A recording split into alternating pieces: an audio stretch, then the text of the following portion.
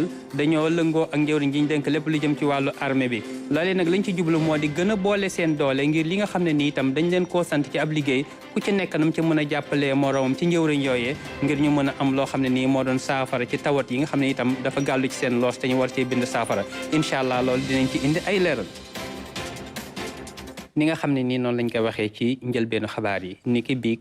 ci l'aéroport bi nga xam ne nii moo nekk ca Diass te ñu dippee ko Blaise Diagne dafa am avion boo xam ne nii dafa am ay jafe-jafe ba itam am lu xëy a tàkk avion ba nag naam kenn faatuwu ci waaye nag ba nga xamante ne itam avion bi dellu si na ci suuf am na ci ñoo xam ne nii am nañ ci ay gaañu-gaañu ni ñu ko gisee nii loolu nag mu doon loo xam ne nii ay kilifa yi nga xam ne nii ñoom ñoo ŋànk liggéey boobee nee nañ avion Transair la fekk itam mu jóge fi nga xam ne nii moom moo doon aéroport Blaise Diagne waroon dem itam ca Bamako doon pays réewu Mali ñu fal ne tolloog juróom-ñett fukk ak juróom ci ñoo xam ne nii itam ñu nekkoon ca biir avion bala ñoom ñoo ca newoon am na nag ñeent ñoo xam ne daal xam nañ ne am na ci ay gaañu-gaañu yu ñu amee am na itam sawu goo xam ne itam sawee nañ leen ko ñi nga xam ne ñi am seen xam-màcc ci wàllu woowu itam daanaka lagg nañ dem foofee ngir gën ci bind li nga xam ne moo doon sawee gañ war a mën a sawee ñooñee loolu mu nekk loo xam ne nii ni ki biig la woon foofee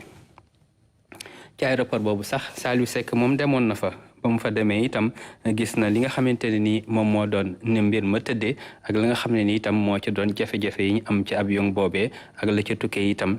ci wàllu xam ne itam wàllu safara soosee la loolu nag ba mu amee ca lakk ga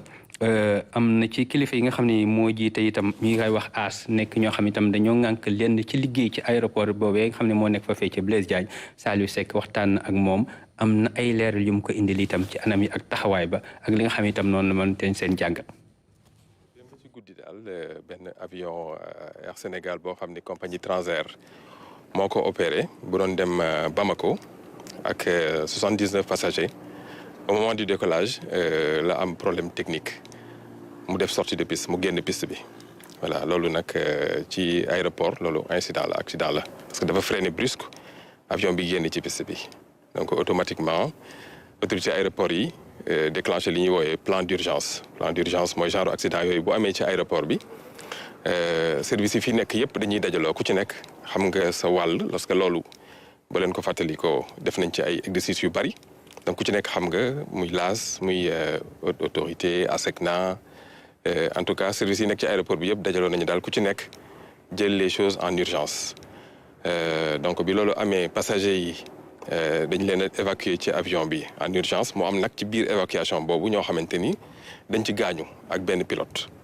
voilà loolu mooy situation bi ça s'est passé vers 1h 2h du matin ñu déclenché cellule de crise bi autorités yi dont le ministre des transports aériens ak le directeur général de l'AS en personne se sont déployés automatiquement ñëw ci terrain bi pour jël en charge opération aéroportuaire yi ci ni ko plan d'urgence bi waxee donc ñu daal di nag tëj aéroport bi pour dégager piste bi déjà donc avion mënatul woon wàcc mënatul woon dem passagers yi nga xam ne dañoo gaañu jël leen en charge rapidement service aéroport yi services médicaux yi jël leen en charge am na ci nag ñu xaw a garaaw yoo xam ne dañu leen yóbbu hôpital pour jël leen en charge heureusement alhamdulilah la ñuy wax amul benn ku ñàkk bakkanam am na ñu gaañu waaye amul kenn ku ñàkk bakkanam ci loolu nag Air Sénégal di compagnie bi nga xam ne moo leen doon transporté jël na leen en charge ñoom ñëpp passagers yi ñii mu yóbbu leen hôpital ñii mu jël leen en charge yóbbu leen ci hôtel yeeg yooyu. aéroport bi aussi def liggéeyam mooy nettoyer piste bi pour dégager débris yi nga xamante ni am na fi mooy bi choc bi amee débris yi am ci kaw piste bi aéroport bi daal di koy nettoyer ci diggante boobu nag dañoo obligé tëj aéroport bi. tëj ko ba 9h30 du matin lañ après bi nga xamante ni aviation civile muy ANACIM def na liggéeyam ak autorité ak service yi nga xamante ni yëpp ñooy def loolu ñu tijjiwaat aéroport bi. bi ñu joxee seen autorisation ni lépp de revenir à la normale ci la ñu door a tijjiwaat aéroport bi à 9h30 donc vol yi waroon dem ci guddi yëpp ay fukki avion yu waroon dem yoo xam ne dañu leen bloqué woon 9h30 la ñu commencé dem am na ay retard. mais alhamdulilah tout s'est bien passé passagers yi woon dem yëpp dem nañu depuis 9h30 fi ñuy waxee nii vol yi defe naa yi waroon dem yëpp ñi ngi commencé yëpp di dem am na yoo xamante li ñu wax signalé léegi suñu service yi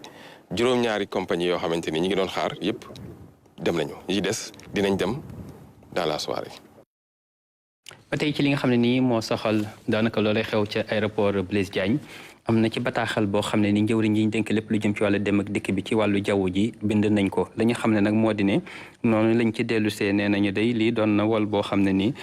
bopp Air Sénégal la mu doon itam ñoo xam ne itam ñoom waa Transair ñoom lañ ci lëngool. ñoom nag oto loolu nga xam ne moo doon avion bi dafay jégoon fii ci Blaise Diagne war a dem ca fi nga xam ne nii moom moo doon Bamako doon pays réewu Mali ca biir avion ba nag lu tolloog juróom-ñett fukk nit ak juróom ña nga ca woon am na ci nag ñeent ñoo xamante ni ak ñaari ñi nga xam ñoo koy dawal ak ñeneen ñoo xam itam ñoo leen di jàppale ci wàllu liggéey boobee. loolu nag ba mu amee jëwriñ ji nga xamante ne nii moom lañ dénk lépp lu jëm ci wàllu dem bi ak dikk bi ci suuf si ak itam ci jaww ji di El Hadj Malick Ndiaye moom sol na dàllam dem foofee xam le waxtaan itam ak kilifa nga xam ne nii ñoom lañ dénk lépp lu jëm ci wàllu woowa ngir gën cee am yàqin kenn mbir moom mee tëddee. mu gannaaw itam yemul foofa ndax dem na itam seeti ñi nga xam ne nii ñoom ñoo ci am ay gaañu daal di leen di masawu itam daal di xool itam li nga xam ne nii moo doon seen tolluwaay di matuwaay yi nga xam ne itam jël nañ ko ngir mën leen a gën a mën a taxawu ba li nga xam ne itam moom moo doon wala doon itam li métti ci moom ñu mën ci bind saafara ci na mu gën a gaawee xam ne ni itam ba loolu weesoo nag tey jii ci suba bi juróom-ñeenti waxtu tegalee fanweeri minute avion yi nga xam ne itam ñooy jóge foofee ak di fa teer ak di fa jóge itam tàmbaliwaat nañ seen liggéey gannaaw ba ñu ko dakkale ci wàllu xabaar itam xam nañ ne tey ji tollook alxames doon na bés boo xam ne itam bés bu am dayoo la ci waa Kër Labbe ndax mooy bés bi nga xam ne moo doon bésu Ascension nekk itam loo xam ne itam dañu koy dundal mu nekk yéeg gi nga xam ne nii xam nañ ne itam ci la Jésus Christa yéegoon loolu nag mu nekk ay bërëb yoo ay bés boo xam ne nii bés itam dellu ci lii doon itam suuxat diine Kër Labbe la mboolem ci jàngu yi nekk ci réew mi ak feneen itam ñi nga xam ne ni ñoo doon waa Kër Labbe itam dem nañ fa ngir ñaan dem nañ fa itam ngir dundal li nga xamante ne ni moom moo doon diine Kër Labbe waaye itam dem nañ fa ngir gën a mën a indi li nga xamante ne moo doon ab taxawaay ci wàllu jàngu bi incha allah itam loolu am na ci ay band yoo xam ne suñu nattango yi nekk ci yenn barab yi yebal nañ leen foofee dinañ ci indi ab jukki gannaaw loolu nag ba tey li nga xam ne moo soxla waa Kër Labbe fi nga xam ne moo doon jàngu bi nekk ca Oussouye dañoo am lu tolloog téeméeri at ñu ne téeméeri at day du benn fan du ñaar ba tax na saa suñ ca yeggee war nañoo mën a toog itam di ko dundal di fàttali itam jaar-jaar yi nga xam ne nii moom moo doon itam bare boobee nga xam ne nii bare bu ñuy toog itam di suuxat diine Kër Labbe la te mu nekk ca Ziguinchor ñu teewlu ci ki nga xam ne moom lañ fa yebal ba mu nekkal ñu foofee itam di Michel Mendy. Paroisse Sainte-Thérèse de l'Enfant Jésus bu Oussouye moom nag mi ngi màggal téeméer atom buñ ko taxawalee boobu ba tey mu nekk bésu mbégte waaye itam delloo jukkal yàlla pour paroisse bi lu mu jotoon a def si at yi. Paroisse Oussouye nag depuis 1924 la kilifa jàngu catholique def mu nekk paroisse donc ren nag mu ngi fete téeméeri at nga xamante ne nekk na paroisse moo tayit ñu taxaw tey bëgg a sant yàlla gërëm yàlla ci lu nga xamante ne moo ko may ñu nga xamante ne ñu nekkoon suñuy bàyyi ba tey fii mu may ñu ñuy sant yàlla fii ci turu Thérèse l'Enfant Jésus nga xamante ne mooy màgg paroisse bi. thème fête bi ñu ngi koy teg ci ki nga xam ne moom mooy Sainte Thérèse te doon patronne paroisse bi organisateurs yi ñoom jàpp nañu ni ki événement bi am na succès ginnaaw buñ ko préparé ci diir ñetti at. maa ngi ñaan yàlla bu baax a baax ci sama borom Jésus Christa ndax mu may doole suñu responsable yi chef d'état gouvernement bi waaye tamit mu may xel yi rafet Sénégalais yi ndax ku nekk ñu jàppalante bu ñu jàppalante amul dara dinañu egg fu nga xamante ne yàlla foofu musulman fu mu ñaanee catholique mu ñaanee fa région internationale yu ñaanee fa ku nekk nga def lu nga mun nag mun ñu bañ a egg ci jàmm bu rëy fii Sénégal. Paroisse Oussouye ñu ngi koy taxawal ci booru atum 1920 ginnaaw buñ ko jëlee ci île Carabane indi ko foofu ci Oussouye. paroisse bu Oussouye nekk na paroisse bu mag a mag ndax seetlu nga am na juróom yeneen ñett paroisse yi nga xam ne juddu nañu ci Sainte-Thérèse de l'Enfant Jésus mu nekk paroisse bi nga xam ne dafa uuf njaboot bi yëpp ñun fii la ñu def suñu sacrement yenn ci suñuy sacrement jàngee fi catéchèse ak yu bëri fii lañ ko defee ci paroisse kon yàlla bu ñu mayee gudd fan may ñu wérgu yaram ba ñu fekkee téeméeri at paroisse bi loolu dañuy dellu di ko sant di ko gërëm ci loolu di gërëm tam ñi nga xam ne ñoo taxaw samp fii religion chrétienne ci Kaasa ci département aussi. célébration centenaire bi def nañ ko ci diir ñetti fan ci ay activités culturelles jox nañu ay attestation de reconnaissance jaboot ñi nga xam ne ñoo nekkoon premier chrétiens yi ak catéchistes ci paroisse bi loolu nag pour gërëm leen ci liggéey bu ñu def bu ñuy taxawal église bu Oussouye bi. jërëjëf Michel kon loolu doon loo xam ne ni ca paroisse ba nekk ca Oussouye la te itam waa diocèse bu Ziguinchor jaboote leen moo waral itam ñoom ñu lëngoo ci si bis boobu ñu doon dundal. ci wàllu xabaar ba tey ñi ngi ko doon wax am na ñoo xam ne nii daanaka lu tollook ñeent lañ ci ay tout tànk ñoom nag dañoo gën a àdduna fañ ko defee moo di ca l'hôpital bi nekk ca Richard Toll moo waral Abdou Wade ne lii day doon loo xam ne ni naam buy am itam doonul luy baree am moo waral mu def itte te mu foofee itam xool nan la gone yooyee mu ci gën a àdduna ak seen wéyjur ak li nga xam ne itam moom moo doon itam bés boobee ñu teewlu ci Abdou Wade. 8 avril 2024 nekk na date boo xam ni Fat Bintou dootu ko fàtte si la ko yàlla maye ay seex mu di ñetti góor ak benn jigéen ci hôpital Richard Toll bii. mu sant yàlla rek xam ni yàlla moom bu la bëggee moom daf lay teg nattu parce que lii mën naa ne nattu du nattu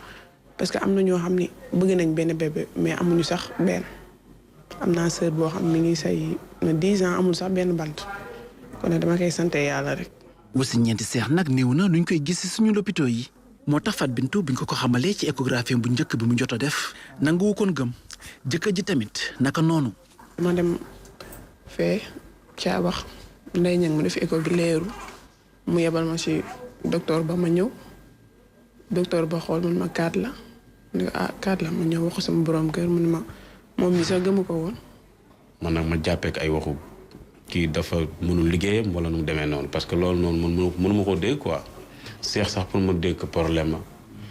tey kii ñëw di ma dama triplé mun ma léegi dangeen mu wutal ñu rendez-vous pour boole ñoo ak gynécologue mag bi gynécologue ba ñëwaat def écho bi yaakaar naa ni foofu laa gën a tiitee sax parce que ba ma banee ki dafa quadruplé man dama ni noonu li mënta nekk gëwma ko man gëwma ko de maanaam ma ne ko waaw gëwma ko parce que lii ay appareil la rek mën na def mën na jum quoi man loolu laa jàppoon mais ñu gën di dem écho yi di ñëw ba mu leer naññ ni lii dafa quadruplé. bi sage-femme bi defee échographie bi foofu gis fa ñeent la woote fii wax ñu ko ñu ni ko malade bi mun na ñëw bi mu ñëwee également avec les autres collègues ñu defaat écho bi confirmer que ne effectivement ñeenti doom la ci boobu nag la ñu informé yaay ji.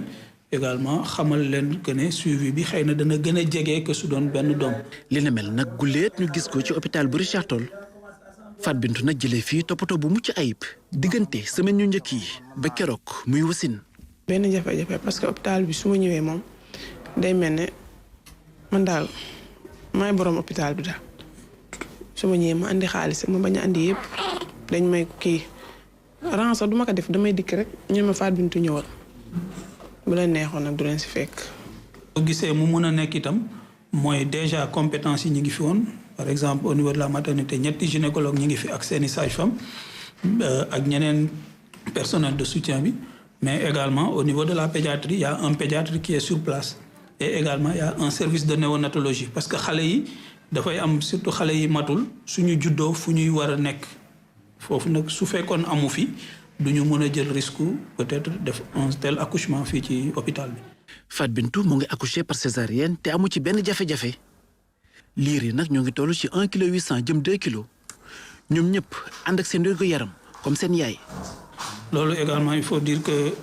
lu ñu waxtaanee woon la ak pédiatrie yi depuis le début ñu xam ne am na ëmb boo xam ne ñeenti bébé la kon narul àgg également li ñuy wax terme maanaam naru ñu bàyyi ba ëmb bi àgg ci weeram. parce que du mën a àgg foofu ndax y a des risques de complications pour xale yi ci biir ñu waxtaanee woon ko programmé ko biñ ci eggee itam yàlla jàppale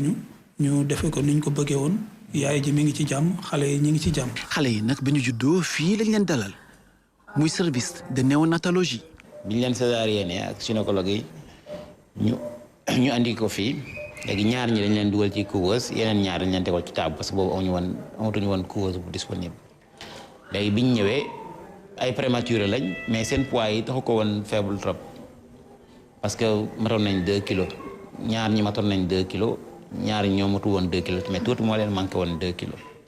donc moo tax bi ñu leen téyee yàgguñu fi ñetti fan lañ fi am ndax problème namp lañ amoon ñenn ñi après bi ñu paree ñu yamp normal ñu yóbbu leen seen yaay. dëgg la loolu tax tamit dañuy remercier ministère de la santé ci personnel bi nga xam ne renforcer nañ ñu ko muy personnel médical am nañu hôpital ñetti gynécologue amoon nañu ñaari pédiatre léegi benn moom lañ desee benn bi dellu dem na ñu affecté ko mais am na aussi ay sages-femmes ñu affecté malgré ça des na nag ay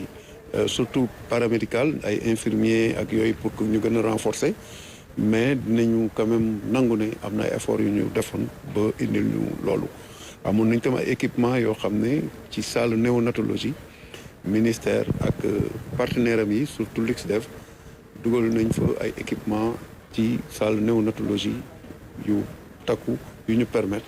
ñu mën a jël tey ci xale yi en charge. xibaar bi nag bi mu jibee fu nekk la nit di jógee ngir mën a taxaw waajur yi ngir ñu gën a mën a toppatoo xale yi Fat Bintou moom liggéeyul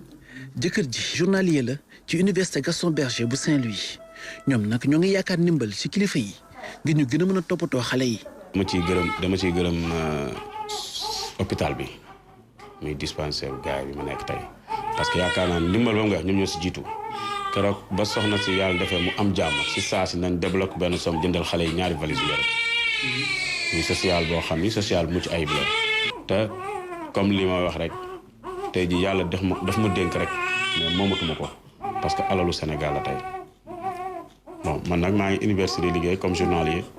xam nga mën naa ni benn doom sax dafay metti yor awet naag suñu borom jox ma ñeent certes dañu nekk ay nit ñu gëm ba loo ñu wax rek ñu ni yàlla dana ko téyel boppam mais tey jii bon du ma ni du ma xaaruma ndimbal dama koy xaar comme ni ko samay morom di ko xaaree même su ma doon fayeeku loolu damay soxla ndimbal parce que tey jii ñii war nañ nekk ci condition yu baax. dañu joxe instruction wax suñuy collaborateurs yi nañu ko woyofalal li muy war a fay yëpp bañ ko sax fayeeku jox ko cabine pour mu nekk fa ak doomam yi dimbale ko génne hôpital génne enveloppe dimbale ko pour que ñu jëndal xale yi ay kii parce que ñoom tamit di famille bu néew la ñu woon donc après nag am na ñeneen ñu ñëw tam fekk ci hôpital ci dimbal boobu jàppale famille bi indi yenn pharmaciens yi ak yooyu indil leen ay meew indil leen ay kii ba tànn léegi bon ça va ñu ngi commencé kii ci dañ leen téye foofu nag lu yàgg sax ba xale yi gën a dëgër balaa ñu leen di bàyyi ñu dem seen kër. ginnaaw bu ñu defee weer ak lu teg nag ci biir l'hôpital bi Fat Bintou ak ay doomam mën nañ dellu ca kër ga ñoom nag ñoo nga dëkk Nombo 3 kilomètres digganteem ak Richard Toll kër ga nag amaloon nañ fa ay liggéey yu am solo ngir mën a dalal xale yi ci anam yu mucc ayib.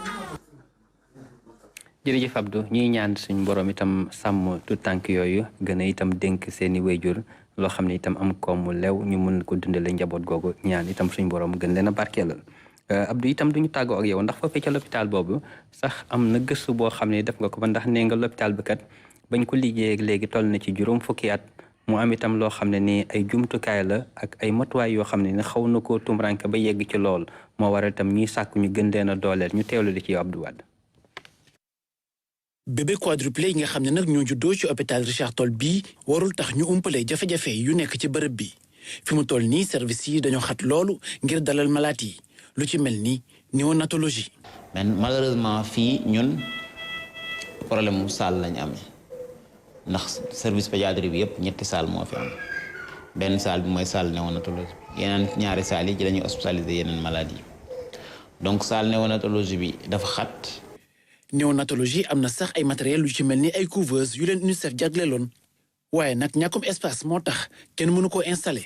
mais encore plus yeneen salles yi nga xam ne nii yëpp xale yi nga xam ne yëpp weesu nañ 1 mois ba keroog ñu am 15 ans ñu ngi leen hospitaliser ci yeneen salles yi ça veut dire que 2 salles yooyu muy 9 places au maximum 6 places ci benn salle bi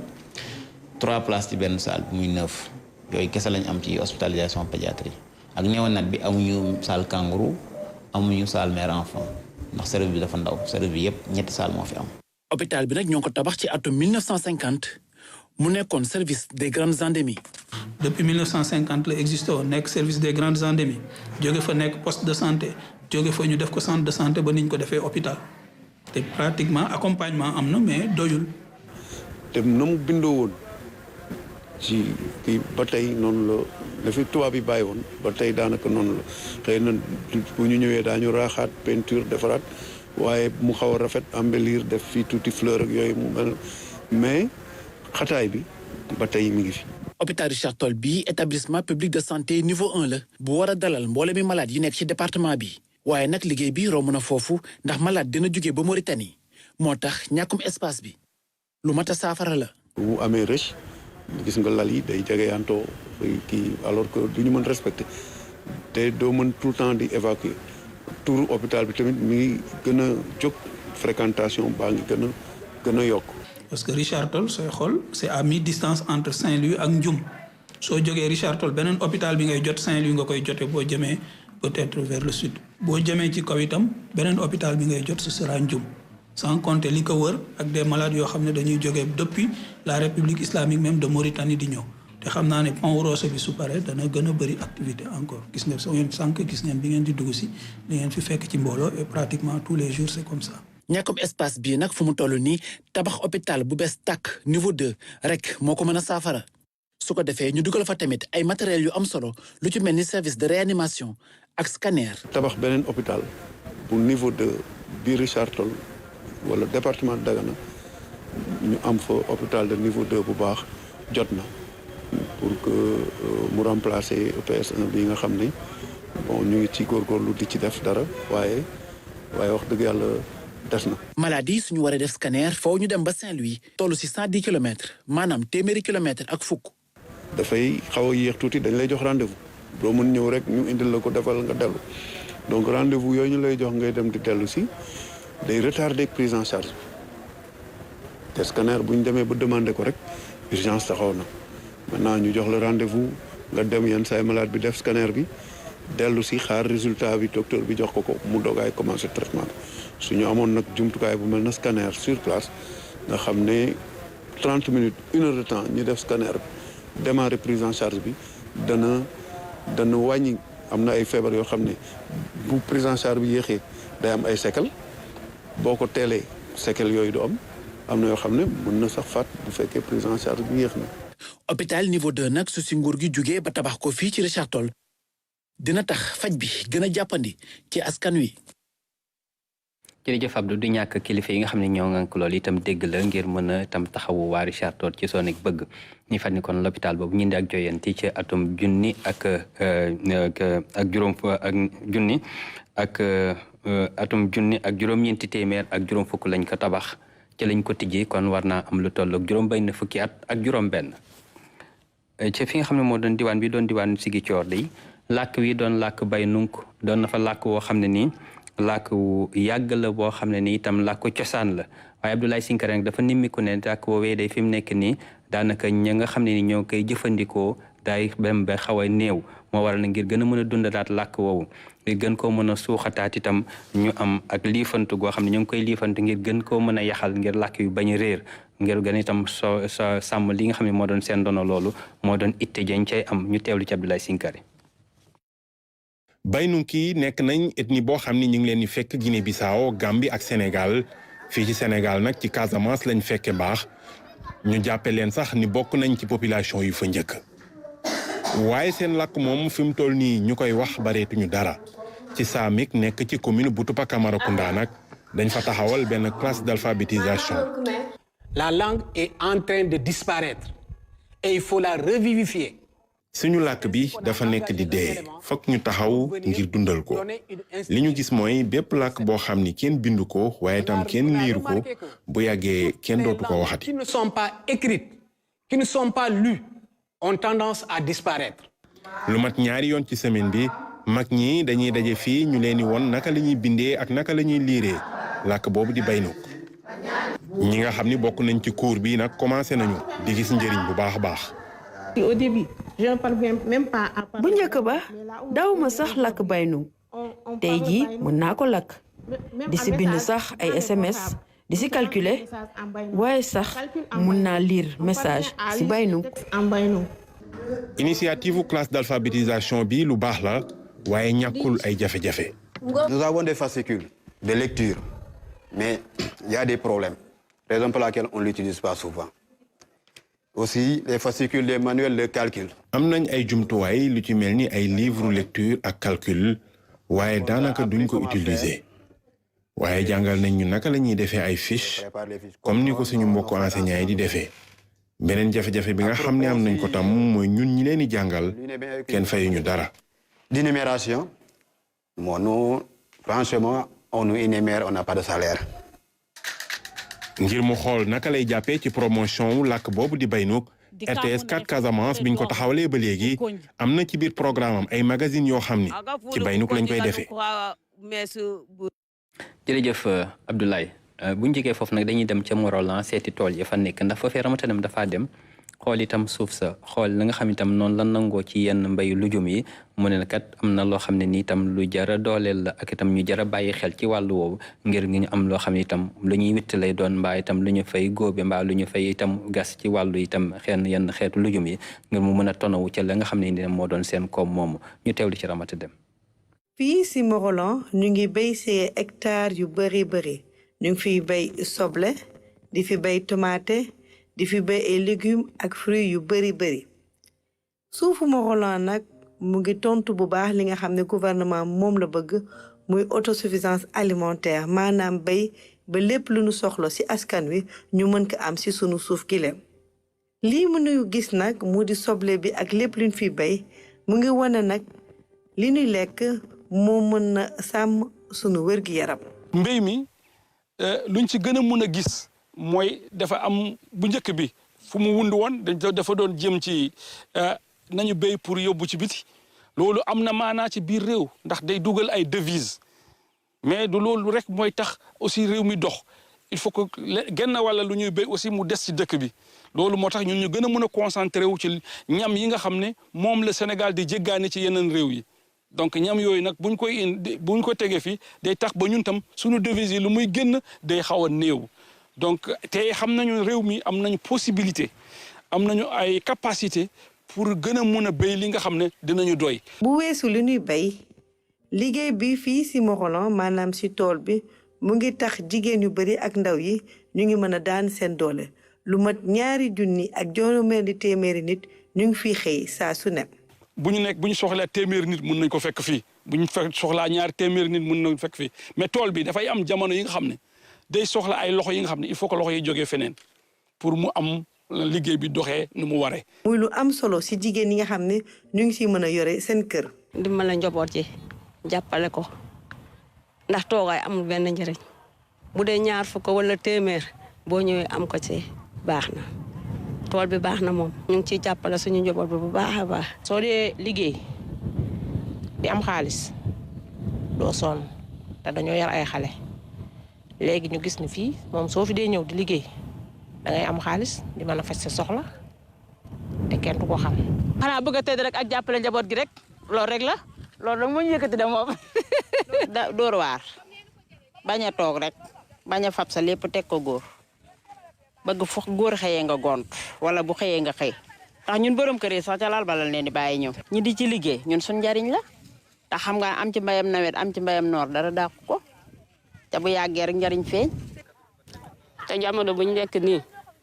góor yi dama dee ne seen dépense doy na leen taluñu jigéen ñi te yore ay gone bëgg a dimbale sa jëkkër ak say sët soxla boo bëgg nga fajal ko sa bopp. jigéen ñi am nañ jom lool ñu si bëri dañuy yeewu 4 heures du matin xëy ñëw si tool yi liggéey wàcc si guddi gi 20 heures wala 22 heures loolu yëpp ndax ñu ngi jóge fu sori ñeneen ñu ngi jóge Louga ñeneen ñi Kébémer ñeneen ñi ñu ngi jóge ba Ngaay loolu yëpp ngir mën a daane seen doole muy liggéey bu am solo ba nga xam ne ñu ngi ko fi amal fii si Morolan si tool yi at bi yëpp te dina tax nag li ñuy wax autosuffisance alimentaire mën a nekk lu dëgg si sunu réew suuf saa ngi fii am solo lool askan wi tamit am jom lool si liggéey bi te nu yaakaar ne bu baax li nga xam ne mooy béy bi dina bokk ci li nga xam ne mooy yokk koom-koomu réew mi. jërëjëf Ramata ñuy itam jaajëfal lool soxna yu jàmbaare yi nga xam ne itam ñoo nekk ca tool yooyee ba tey ci wàllu xabaar diggante sañum réew ak réewum Amérique day am na loo xam ne itam dañ koo mandargaal ci jëflante gi ñu jëflante ci wàllu kaarange gi ñu ci lëngoo loolu moo waral waa Amérique daal di baaxee suñum réew lu tolloog fanweeri woto yoo xam ne nii ci wàllu kaarange gi la nga wax itam ñu gën di mën a sàmm ak itam di wattu jàmm ji ñu teewlu ci Moussa Mané. ci oto yi nga xamante ne armée bu États-Unis may na ko bu armée bu Sénégal mën nañ ci jàpp fukki camion cargo fukk ak juróom ay oto Land Cruiser ak yeneen juróomi engin yu mag mu mel ni ay oto yoo xamante ne dañ koy yóbbu fële ci centre d'entraînement tactique yi nga xamante ne armée Sénégal moo ko moom te ñu nekk fii ci Sénégal te troupe yu bëri di daal di fay ñëw ngir tàggat seen bopp waaye renforcer tamit seen i capacité ngir waajal ay mission yi nga xamante ne dañ koy amal fii ci Sénégal rawatina bitim réew. ay oto ay daamar yoo xam ne bi ni dafa dugg ci cadre jokkalante bi nga xam ne bi moo am entre forces armées sénégalaises ak le gouvernement des États-Unis mu am benn programme nag bu ñu duppee Global Peace Operation Initiative ñoom ñu baaxee moyens yi dem na ba toll ci lu toll ni fanweeri oto tey ji loo bi moom la ñu jot.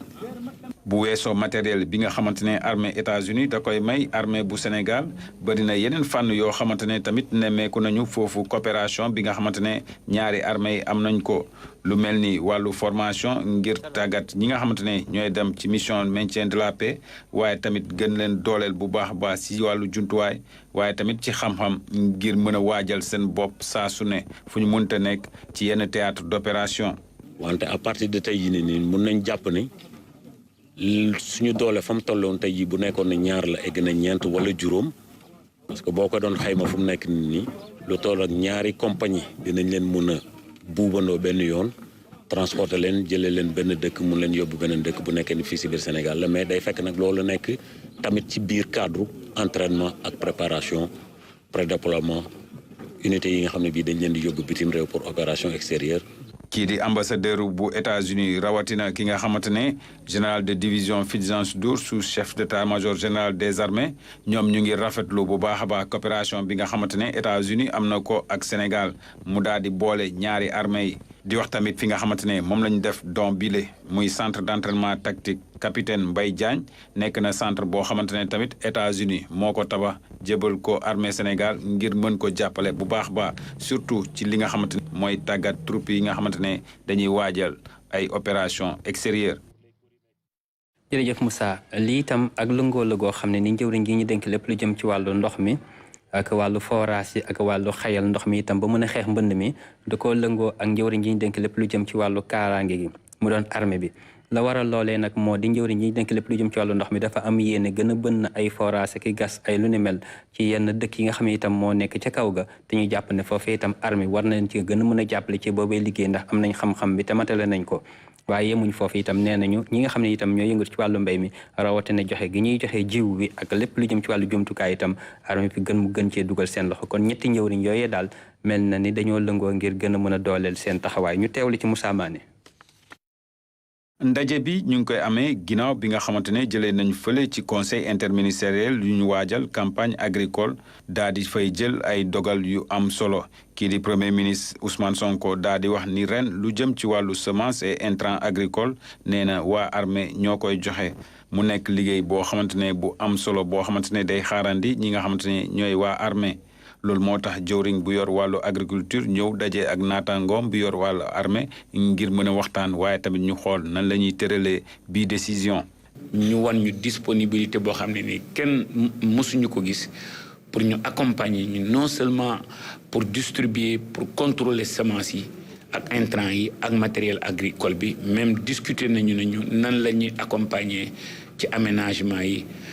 Et que ñoom li ñu def nii tey dafa méngoo ak philosophie armée Sénégal ak force armée Sénégal ñu koy wax armée nation. beneen ministère boo xamante ne soxla na bu baax a baax li nga xamante ne mooy xarañteefu waa armée bu Sénégal mooy ministère bu yor wàllu hydraulique ak assainissement ki nga xamante ne mooy jëwriñ bi Cheikh Tidiane Dièye moom nee na bëri na ay dogal yoo xamante ne nguur gi jël na ko lu jëm ci wàllu yokku forage ci biir Sénégal waaye tamit am taxawaay bu am solo ci wàllu inondation loolu moo tax moom mu ngi sollicité bu baax ba armée ci xarañteefam ngir ñu mën ko jàppale ci liggéey bi le dañu jàpp ni armée Sénégal bii nga xam ni armée nation lañ ko yàgg a tuddee te fu Sénégal mosee am jafe-jafe indi nañu seen xam-xam ak seen i matuwaay ak seen équipement jàpp ci ñu ràññee leen ci ñu xarañ lool ci seen liggéey maanaam sécuriser réew mi ñu ngi koy def waaye ñu bëgg nag li nga xam ne moom lañ ci jëm ak gouvernement bu bees bi nga xam ne président Bassirou Diomaye Faye moom la jiite ak premier ministre Ousmane Sonko ñu fexe ba forces armées ñëw gën a dugg ci liggéey bi ci wàllu ndox ndax ñun dañ ko jàpp muy droit humain fondamental sama yéene mooy fépp fu sénégalais nekk ci nu mu gën a gaawee nga mën a jot ci ndox moo naan muy ndox mu sell loolu nag dañ cee soxla bu baax forces armées yi ci ñu dimbali ñu ci forage yi fépp foo xam ne am nañu bu yàkkamti parce que bu nit ñi maree amuñu lu ñu naan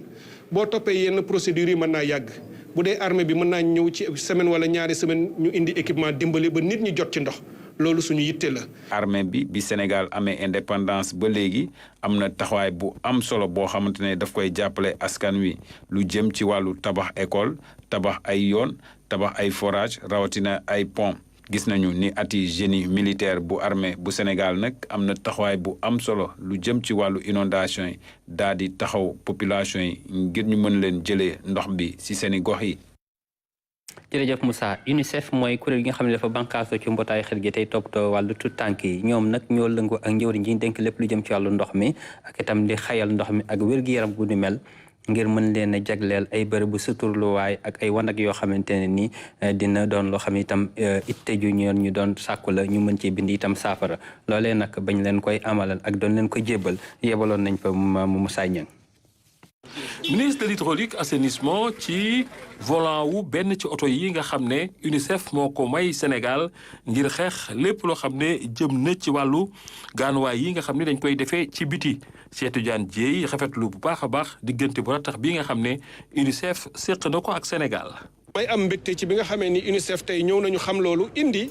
yokk ci li ñu doon jàppale maanaam ñu indi juróom-benni oto yoo xam ne ay pick-up la yu baax a baax. pour ñëw jox ko ministère bi jox ko direction bi nga xam ne mooy saytu loolu ndax dañuy soxla dem ci àll bi ci gisi nit ñi waxtaan ak ñoom xam seeni bëgg-bëgg ngir mën koo saafara. projet bii di projet assainissement total liñ ci gën a ràññee moo di ne nit ñi seen bopp ñoo ko jiiteel seen bopp li ñu bëgg rek mooy fexe xeex lépp loo xam ne nekk na gaanuwaay bi nit ñi di def ci fenn foo xamee ne bokkul ak wanag yi ndax nee nañu daal loolu mën na indi ay jafe-jafe yu bare ci biir askan wi. on est à peu près à 10% ñooy dem àll bi gannaaw te alors que bu ñu ko doon commencé boo jëlee téeméeri nit juróom 40% moo doon dem léegi gis nañ ñu ay 10% ñooy dem donc fu mu nekk 10% yooyu mooy gën a difficile dañu war a nag reyante ba fexe ba képp ku nekk ci Sénégal rek bañ a dem gannaaw ko àll. ministre bi dénk na it ñi nga xam ne ñoom ñoo di ay collaborateur am ñu fexe sàmm li nga xam ne moo di oto yi ba du gaaw a yàqu ndax njëriñ li nga xam ne am na ko ngir askan wi. nañ ko sàmm oto yi dañu am durée de vie boo xam ne war nañ koo yegg lu war a defaru nañ ko defar ngir li nga xam ne moom la ñu bëgg ci yorin bu bees ngir yaxanal ak ñoŋal alalu askan wi ñu def ko te ku ci nekk fa nga toll nga mën ko caa def.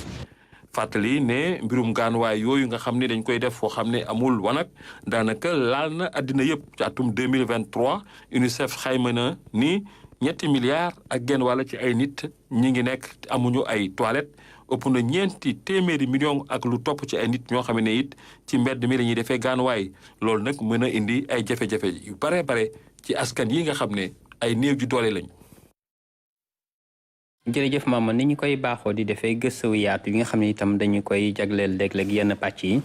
ci ay bis bi Oumou Kalsoum Sall dafa am gëstu boo xam ne la mu ko jagleel mooy di seeru ràbb yi ñuy ràbb ak itam di ko jaay ndeke nekk nekkul ne rek koom rek ci nekk waaye nag dafa am dalluwaay ci wàllu cosaan ak aada boo xam ne itam kii doon Oumou Kalsoum Sall topp na ko ba am ci itam ay tegtal yu leer naa ñu teewlu ko.